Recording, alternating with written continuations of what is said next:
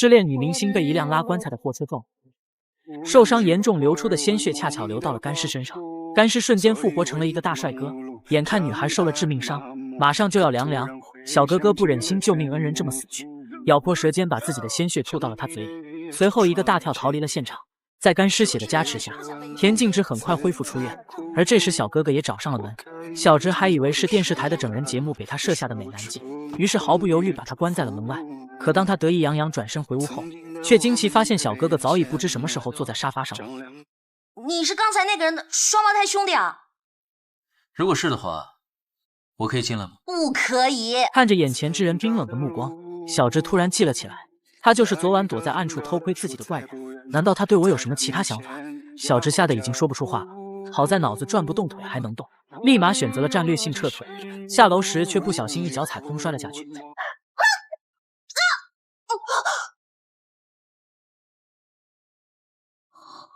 如果我真想杀你的话，你觉得你能跑掉吗？倒霉的小姐。你是那具休眠体？女明星的鲜血意外流到了干尸身上，干尸复活成大帅哥，用自己的舌尖血反过来救了女孩。男人名叫薛灵桥，不老不死活了400年，可就在100年前被仇人放干血杀死，装进棺材扔到了暗无天日的河底。到了现代意外被人发现，成为了研究所的研究对象。没想到在运送途中发生了车祸，意外沾到了小直的鲜血，再次复活。从此两人具有了相同的心跳频率，而且只要在一定距离内就会彼此感应到对方的存在。为了查找杀害自己的凶手，薛灵桥来到了小直家里，提出住在这里的要求，与这么个活了几百年的妖怪住在一起。小直当然不愿意，心里怕得要死，脸上仍强装镇定，一口回绝。在借住期间，我会保护你的安全。安全？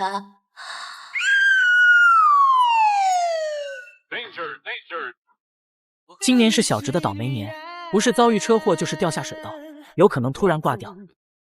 我是因为你的血才苏醒的，你若出事，说不定我也会有麻烦。被老妖怪戳中自己的弱点，小直只好咬牙答应了下来，随后立马脑洞大开了起来。刚说是我的血把你救活的，那你是不是该喊我妈妈？如果说你没有献过血的话，至少也见过吧。没有知识也得有常识吧。不过虽然让薛灵桥住了下来，可小直转身就查询赶走妖怪的方法，接着就开始作妖了。第一种方法，用大蒜的气味，失败。第二种方法，桃木剑斩妖，失败。第三种方法，用洗脚水。最终所有操作全部完败，而薛灵桥也意外在网上发现了一幅奇怪的画像，图画里的人正是400年前的自己。他决定与画像的主人见面，或许他了解自己的一些情况，只是他不知道的是，这是幕后黑手打算抓捕他的诱饵。男人每天都要喝3碗砒霜，放出6碗鲜血，而他这么做只是为了活下去。直到老头割开他大动脉，发现了诡异的一幕。乔儿，这……薛灵桥不仅获得了快速自愈的能力，而且还拥有了顺风耳，100里外蚊子放屁的声音都能听得清清楚楚。他之所以如此，原来是前几天被怪兽咬伤，无药可治，神医用以毒攻毒放血疗法治疗后，他就变成了现在这个样子。本来具有超能力是件值得高兴的事，然而邻里朋友都把他当成了怪物看待。更可气的是，就连书童都背叛了他，带着官兵来抓捕他。幸亏他隔着千里就听到了他们的对话，为了保护父母不受伤害，薛灵桥只能拜别父母，独自离家远走。就这么不老不死过了500年，一直到现代硬生生住进了女明星小直家里。小直无时无刻不在想法赶走这个老妖怪。为了测试俩人心灵感应的有效距离，小直一直让薛灵桥跑出去了500公里，直至进了荒山，手机都没有了信号。而实际上这是小直送他远走高飞的轨迹。终于甩掉了这个老妖怪，可当他回到家却尴尬地发现，薛灵桥早已经赶了回来，悠闲刷抖音了。你的速度也太慢。果然薛妖怪之名不是白叫的，薛灵桥也从小直的举动中看到了危机。为了让他主动留住自己，他决定讨好小直，500年来第一次主动熬了粥。不过看这表情就知道味道如何了。你到底放了多少盐？书上说少许，所以比你放的少一些。哼，这个咸度完全可以把我储存起来，世事200年不化。他是一个活了500岁的人，意外住进了当红女明星小直家里，俩人也因此展开了人鬼情未了。这天他被幕后黑手引诱进了电梯，突然电梯停住，50吨重的钢板轰然砸下，排风孔里开始吹出冷冻气体。他的对手非常了解他，知道他力大无穷，不伤不死，唯有冷冻才能限制住他。薛灵桥用尽力气想抬起钢板，可是寒冷使他丧失了神力。随着温度急速降低，他的身体变得越来越迟钝，已经快要冻僵了。就在这时，一把斧子伸了进来，支撑起了门板。是小直循着心电感应找到了他。随后，小直点燃柴火，把热气不断吹入电梯。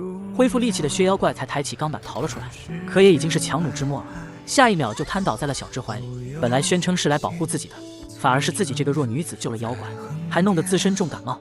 小直自言自语就是一顿牢骚，哪知被薛灵桥的顺风耳听到了，不由分说冲上来就是一个床咚，对着他的嘴咬了下去。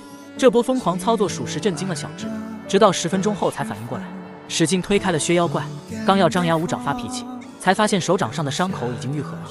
原来薛灵桥刚才是把舌尖血喂给了他，帮他恢复了伤势。即使他是好心，但是女孩的初吻无比重要，就这么没了，小直有点气不过。我之所以那么做，只是为了治愈你。你可以把我当成怪物，默认你的初吻还在。这简直是歪理邪说。那你完全可以割破手指来救我，承认吧，你就是个表里不一、色欲熏心的混蛋。灵桥接下来动作可吓着小直了。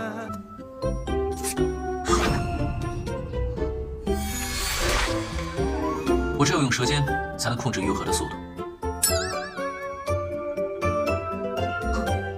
太好了，这样猥琐的技术还真是变态的福音。男人拿起水果刀，眼睛都不眨一下就割开了自己的大动脉，可下一秒在女人害怕的目光中以肉眼可见的速度愈合了。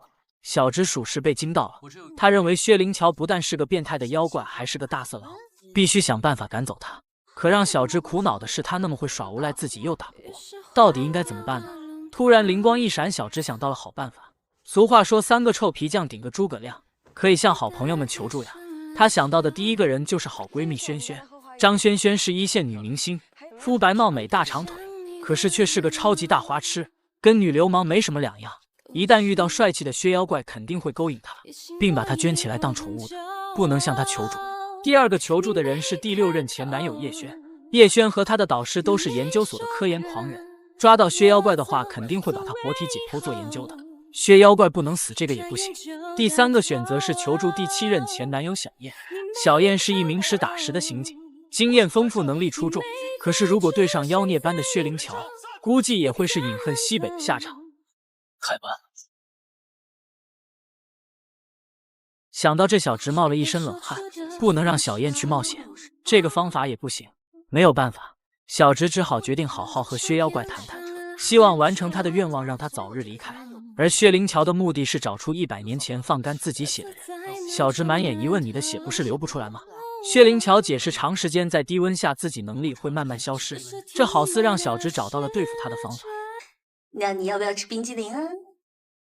而薛灵桥和他同居的原因是想通过她前男友获得研究者的信息，所以这就是你跟我同居的原因？没错。小直恍然大明白，又有一点小失望。怎么？还以为是你的美貌吸引了我？我不美吗？不错，还可以。当花痴遇到钢铁直男会有多尴尬？田径直正对着薛妖怪的盛世美颜流口水，夸赞他笑起来老少通杀。钢铁直男从不让他失望。那跟你那个警察前男友相比呢？这一笑整的小直立马飘飘欲仙，同样自恋般认为薛妖怪也是被自己的美丽所吸引。绝对不。小直有点抓狂了，但下一秒突然想起了一个重要的事情，质问薛妖怪为什么是他在开车。薛妖怪毫不惊奇，因为自己有驾照。上次办假证的时候遇到促销，买2送1，我办了护照和学历证，就送了我一本驾照。好在薛灵桥技术还可以，俩人平安到家。此时小直眼珠一转，又有了鬼主意，拉着薛灵桥跑到窗下，张开双手求抱抱，要再玩一下刺激游戏。薛灵桥直接拒绝，小直开始不停撒娇卖萌，一定要他答应。大眼睛忽闪忽闪，薛灵桥也被电到，无奈一下，公主抱起小直，脚尖轻轻一点地，腾空就飞了起来，缓缓飘向2楼。当两人落到阳台，四目相对，正在你侬我侬的时候，突然意识到了不对劲，原来这波操作都被小助理看到了。小助理目光呆滞，好似变成了一具没有生气的僵尸。当知道薛灵桥就是复活的休眠体后，彻底爆了，太酷了！下一秒直接跪下拜了大哥。哥，就在小助理还在回味这部真实的感觉时，网上突然传出了一段诡异视频，标题称为拉响红色警报，并且在人群当中正在快速传播。看到的人都是满脸惊讶，议论纷纷。视频中是一个午夜怪物在石块上快速飞跃，虽然身影模糊，但是小直一眼就看出来了那是薛妖怪，并且博主放话只要播放量到5000万，就放出36秒的露脸超清版。难道薛妖怪就要暴露了？抖音上流传出了一段诡异视频，标题大胆前卫，称为拉响红色警报，在人群中已是广泛传播。凡是看过的人都满脸惊讶，上到99，下到刚会走，无不感到不可思议，简直不是人干的事。视频中一个人形怪物在石块上飞速跳跃，速度快到不可思议，早已脱离了人类极限。只是大家不知道的是，主人公正是活了500年的薛妖怪。博主扬言只要播放量达到5000万就接着发布露脸超清视频，到时这个人是谁就会真相大白。田径直为此伤透了脑筋，为薛灵桥的暴露担心不已，反而薛妖怪淡定异常，真是皇帝不急太监急。同时幕后黑手也有相同的烦恼，他更不想薛灵桥暴露在大众面前，因为薛灵桥是他自己的猎物，于是派出小弟向视频平台购买高清视频，不惜代价也要阻止视频发布。没想到平台也是瞎忽悠，手里根本没有这份视频。好在在他们的牵线下，博主直接和幕后黑手对接交易。经过一系列的讨价还价，茂都男发觉对方是在故意拖延时间，于是果断中断了网络联系。原来对方正是薛妖怪和小助理，他俩刚刚借着和茂都男的联系正在定位，可惜最后被发觉功亏一篑。至此小直也知道了午夜怪物视频的真相，原来根本就是薛妖怪自己拍摄的，然后发布到网络上，就是为了引诱出幕后黑手。有一个500岁的霸道男友是什么感觉？跟我还行。田径直在餐厅意外遇到第7任前男友，尴尬至极，因为曾被拒婚还被他的同事嘲笑，因此想赶紧偷偷离开。这时薛灵桥跟着走了进来，突然一把拉住了想逃走的小直，跌倒了就要爬起来，不能只怪绊倒的石头。随后不由分说把他拽到了小燕面前，紧紧拥进怀里，霸气宣示了主权。你放心，她现在是我的女人，我会用心的疼爱她，对她负责任。这波操作属实帅到了所有人，然而小直却已哭晕在厕所，不但对薛妖怪没有丝毫感激，反而觉得他那样做很土很丢人，无论薛灵桥怎么道歉都不出去。可下一秒就把他吓着了，薛灵桥直接卸下了厕所门。田径直又气又恼，薛灵桥也不惯着他，霸气的来了个床咚。就在大家以为马上要发生什么的时候，突然小直的父母冲了进来，见到这一幕以为薛妖怪在施暴，不分青红皂白就对薛妖怪出手了。身下的小直焦急辩解却毫无作用，情急之下脱口而出：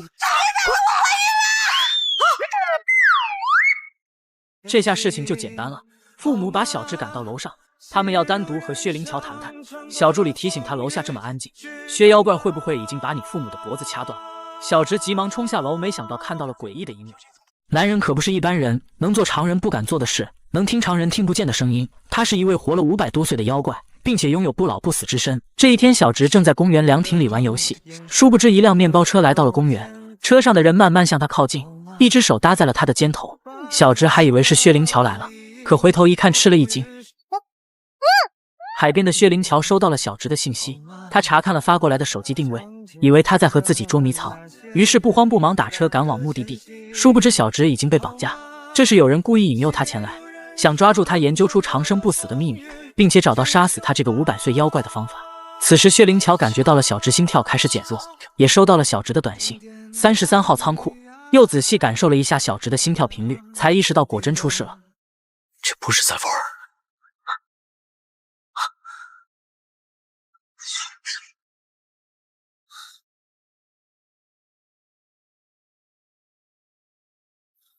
很快他来到了33号仓库前，再次确定了小直的位置后，毫不犹豫钻了进来。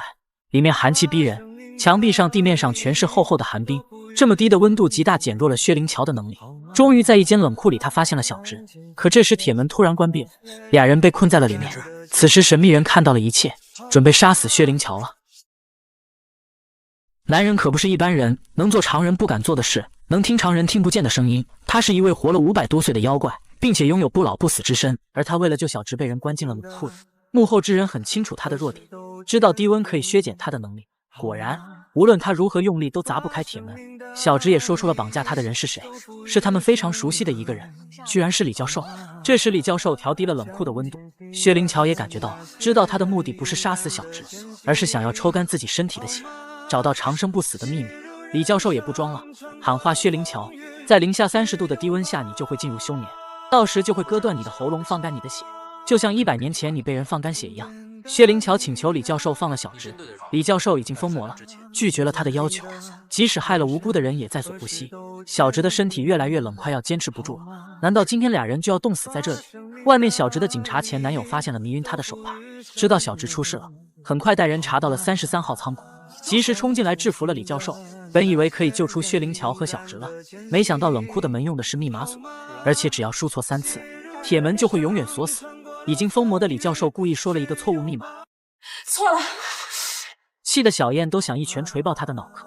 小燕急得像热锅上的蚂蚁，她虽然拒婚，可一直深爱着小直。里面的俩人全身已经结满冰霜，眼看支撑不了多长时间了。好在小燕想起了李教授的学生李琛，根据李教授的习惯推测出了密码，终于打开了冷库门，救了俩人。可惜的是，李教授在押往刑场的路上被人救走了。事情远远没有结束。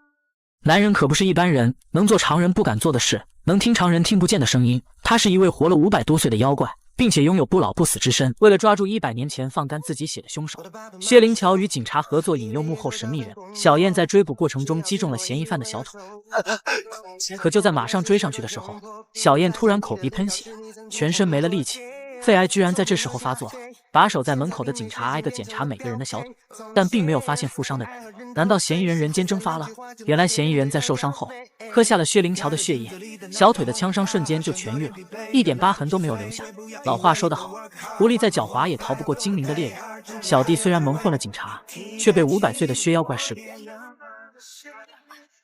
就在薛灵乔想将他绳之以法之时，小弟威胁他，一旦自己进了派出所，就把你是活了500年的妖怪的秘密全说出来，到时小直肯定会被牵连。虽然薛灵乔十分想抓住幕后神秘人，可为了小直安全着想，他还是不甘心的放过了小弟。让小弟没想到的是，薛灵乔悄悄在他手机上装了窃听软件，500年果然不是白活的。这时焦急的小直也找到了他，请求薛妖怪把自己的血喂给小燕，治好他的癌症。只是让他没想到的是，一向善良的薛灵乔无情地拒绝了他的请求。男人可不是一般人，能做常人不敢做的事，能听常人听不见的声音。他是一位活了500多岁的妖怪，并且拥有不老不死之身。然而女朋友小直却打起了他鲜血的主意，因为他的血液具有包治百病的功效，而小直的前男友刚刚肺癌发作，命悬一线。可让小直没想到的是，一向善良的薛灵乔冷酷拒绝了他的请求，因为他一旦救了小燕，自身就会暴露，警察肯定不会放过他这个500岁的妖怪。不过薛灵乔还是给了小直一次机会。如果你一定要我救了颜之，我明天就陪你到医院去，然后我就会离开这里。你选吧。小直的沉默已经代表了他的选择，前男友和现男友不可兼得，被逼在2个心爱男人之间做出选择。小直伤心不已，他不知道的是，表面强装冷酷的薛妖怪，却也在门后同样心痛。第2天按照约定，他治好了李嫣之，头也不回地离开了小直。请在手心里，你的香气。从来不酗酒的薛灵乔，第一次来到酒吧买醉，也许只有酒精才能让他忘记对小直的爱。雨夜中又被几个小混混欺负，薛灵乔丝毫没有还手。失去小直真的让他变成了一具行尸走肉。而就在此时，最担心的事终于发生了。叶琛分析出了休眠体就是薛灵乔，500岁的薛灵乔终于暴露了。男人可不是一般人，能做常人不敢做的事，能听常人听不见的声音。他是一位活了500多岁的妖怪，并且拥有不老不死之身。为了追查100年前杀死自己的神秘人，薛灵乔把目标锁定了洪氏集团洪世荣，不由分说一把把他提了起来。可是洪世荣说并不认识他，看他样子不像是在说谎。薛灵乔也产生了疑虑，于是决定把他交给警方当作诱饵。果不其然，晚上杀手又来刺杀洪世荣。薛灵乔一直都在守株待兔，发现杀手居然是神秘人的小弟。此时薛灵乔已然明白了一切，这张100年前的照片是 PS， 是神秘人故意把他的视线转移到洪世荣身上，他被骗了。不过他很快又行动了起来，来到神秘人小弟的办公室，找到了他的电脑，接着把电脑交给了小助理破译。经过几天几夜的奋战，小助理终于破解了电脑密码，提取出的第一个文件就是那张 P 的假照片，这让几人更加确信原版照片就在电脑里，只要找到真照片，就能知道100年前杀死薛灵乔的凶手了。很快真的照片复原了，上面的人居然是洪氏集团洪世光，竟然是大家身边的老熟人。男人可不是一般人，能做常人不敢做的事，能听常人听不见的声音。他是一位活了500多岁的妖怪，并且拥有不老不死之身，没想到却犯了一个致命错误，导致自己变成了休眠体。100年前，他好心收留了一对落难母子，没想到儿子长大以后，觊觎他的超能力，用母亲的骸骨把他骗进冰窖，冷冻之后割断了他的喉咙，放干了他体内的所有鲜血。儿子靠着喝薛灵桥的血浆一直活到了现代，虽然100多岁了，依然青春永驻，并盗用洪世光的身份成为了洪氏集团总裁。